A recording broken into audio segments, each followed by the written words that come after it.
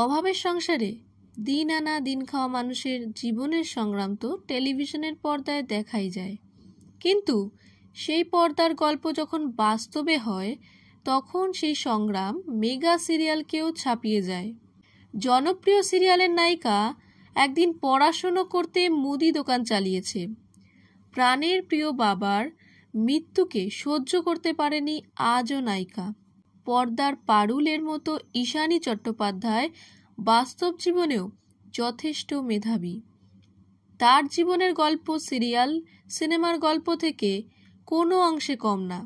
বর্তমানে সে TRP topper mega পরিণীতার অন্যতম প্রধান মুখ।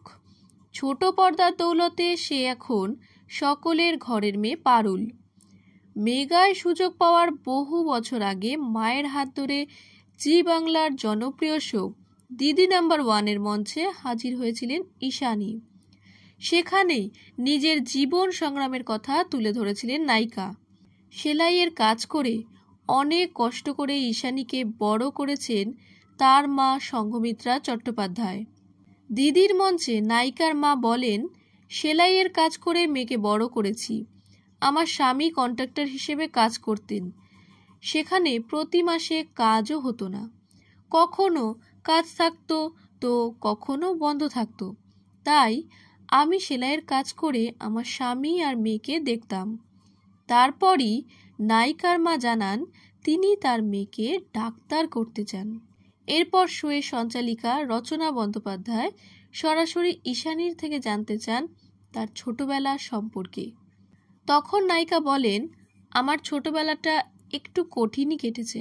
ছোটবেলায় যখন থেকে জ্ঞান হয়েছে তখন থেকেই দেখেছি বাবার সব সময় কাজ থাকতো না।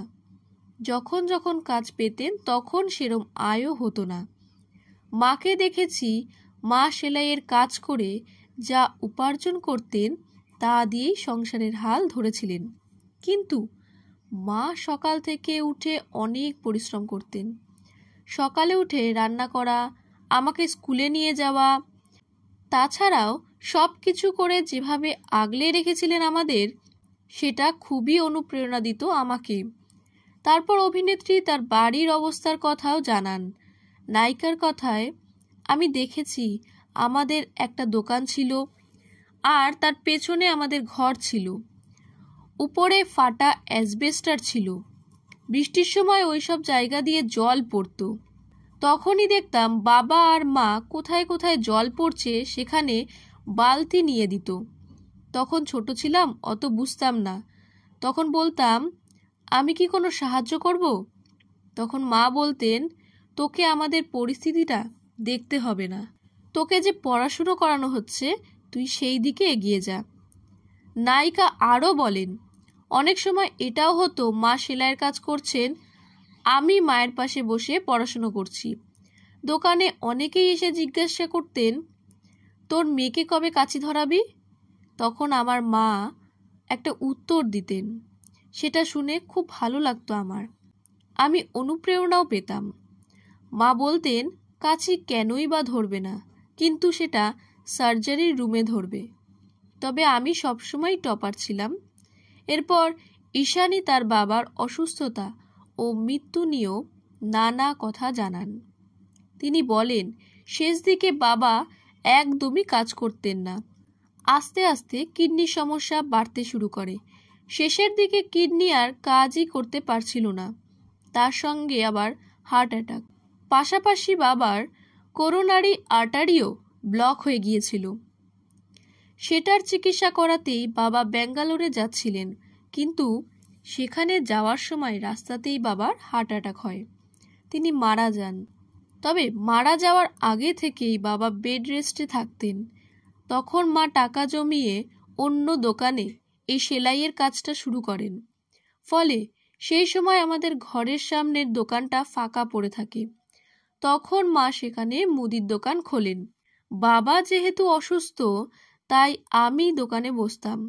কেউ এলে তাকে জিনিস দিতাম আর ওখানে বসেই পড়াশুনো করতাম।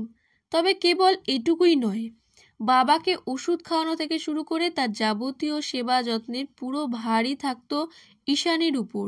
বাবাকে চিকিৎসকের কাছে নিয়ে যাওয়া, থেকে সবটাই সামলাতেন নায়িকা। কিন্তু ডাক্তারি পড়া তো বেশ খরচ সাপেক্ষ, কিভাবে সবটা সামাল দিতেন ঈশানীর মা? রচনার প্রশ্নে সঙ্ঘমিত্রা বলেন, আমি সেলাইয়ের কাজ করে যতটা পারি চেষ্টা করি। ওর বাবা ওকে খুব ভালোবাসতেন, যেখানেই আমার মেয়ে যেত কোনো না কোনো পুরস্কার পেত। তখন ওর বাবা খুব খুশি হয়ে সবাইকে দেখাতেন, বলতেন, দেখো আমার মেয়ে কত পুরস্কার পেয়েছে। কিন্তু আজ ওর বাবা নেই। তারপরই রচনা ঈশানীর থেকে জানতে চান কি কি ক্ষেত্রে পুরস্কার পেতেন। এই প্রশ্নে নায়িকা জানান, আঁকা থেকে নাচ সব ধরনের প্রতিযোগিতায় তিনি অংশগ্রহণ করে পুরস্কার পেতেন।